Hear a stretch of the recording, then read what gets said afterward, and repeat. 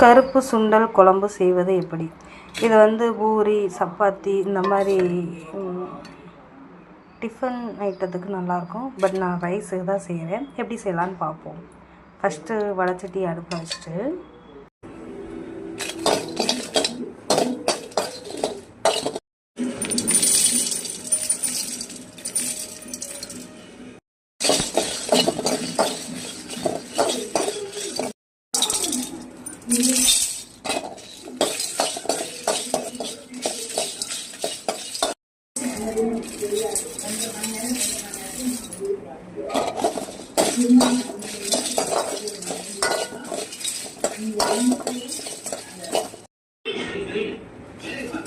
வெங்காயம், பூண்டு, சின்ன கொஞ்சோண்டு துருவன தேங்காய்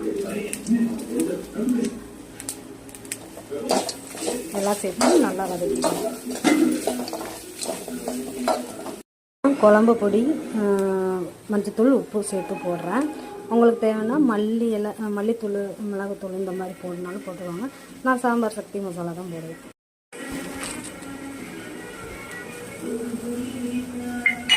எல்லாம் சேர்த்து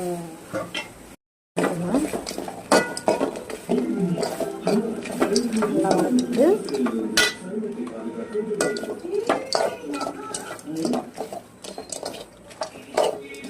எல்லாம் சேர்த்து வதக்கிட்டு நல்லா நைஸாக அரைச்சிடுவேன்.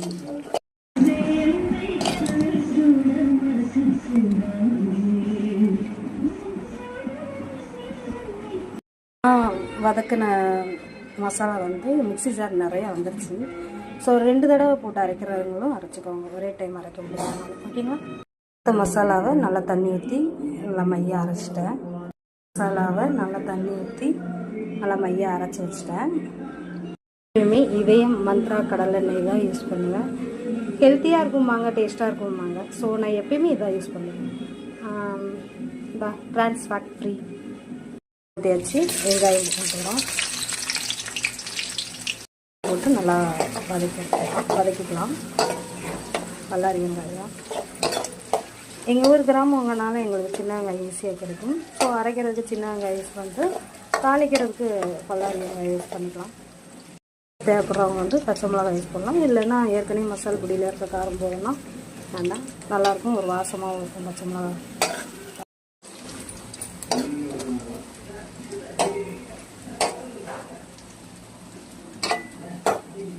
வெங்காயம் நல்லா வதங்கிடுச்சு பொன்னிறமாக.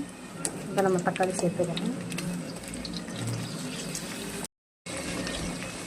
நான் எப்பயுமே கையில் தான் போப்பேன் நம்ம, ஏன்னா எங்கள் வீட்டிலங்கிறதுனால நான் கை நல்லா வாஷ் பண்ணிட்டு யூஸ் பண்ணுவேன்.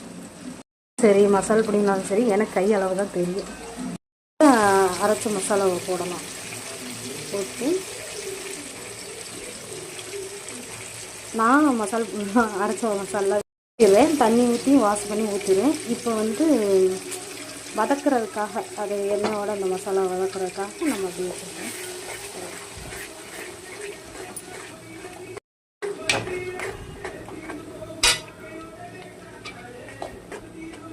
மிக்ஸி ஜாரை கழுவி எண்ணெய் தண்ணி ஊற்றிக்கலாம். கொஞ்சம் ஊற்றினா போதும், ஏன்னா நம்ம வந்து கருப்பு சுண்டல் வேக வச்சதுல தண்ணி நிறையா இருக்குது. இதை கொதிச்சோடனே அதை போடுவேன். இறைச்சி மசால் எல்லாம் கொஞ்சம் வதங்கம் செஞ்சு நல்லா வாசம் இருக்குது. அந்நேரம் சுண்டலை போடுவோம். அதிலே கொஞ்சம் தண்ணி இருக்கனால குழம்புல வந்து கொஞ்சம் தண்ணி விடும். இல்லை எங்களுக்கு தண்ணி அதிகமாக வேணும்னா கொஞ்சம் தண்ணி ஊற்றிக்குவாங்க. நான் இவ்வளோதான் தண்ணி ஊற்றுவேன். கொஞ்சம் மூடி வச்சு கொஞ்சம் நேரம் வேக வைப்போம். குழம்பு கொஞ்சம் கெட்டியாக இருக்கனால ஒரு 1/2 கிளாஸ் தண்ணி ஊற்றி வேக வைப்போம். மூடி போட்டு கொஞ்சோண்டு தண்ணி ஊற்றி, நான் ஒரு 1/2 டம்ளர் ஊற்றிருக்கிறேன். உங்களுக்கு தண்ணியாக வேணாலும் கூட கொஞ்சம் ஊற்றி மூடி வச்சு வேக வைங்க. குக்கரில் வச்சு நம்ம ஆல்ரெடி வேக வச்சனால, குக்கரில் வேக வச்சனால கொஞ்சம் நேரம் குழம்புல கொதிச்சா போதும். மூடி வச்சிருவோம்.